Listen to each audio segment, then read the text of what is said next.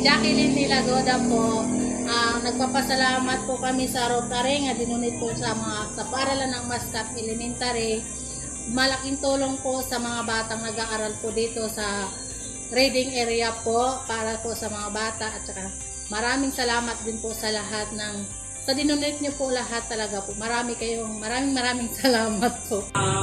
Taos-puso pong pasasalamat sa Rotary Club sa pag-donate po sa aming paaralan ng study or waiting area. Malaking tulong po ito para sa aming mga mag-aaral, mga bisita, mga guro.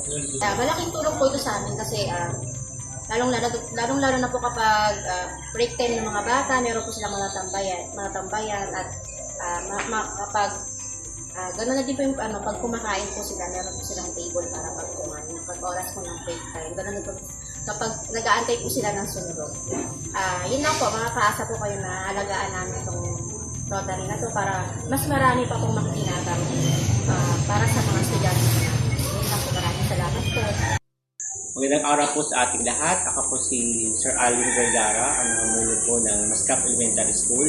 Sa pamunuan po ng aming paaralan, kayo po ay lubos na nagpapasalamat sa inyong lahat sa Rotary Club na nagbigay po sa amin ng waiting and reading area para po sa ating mga mag-aaral, pati rin po sa aming mga magulang at mga guro.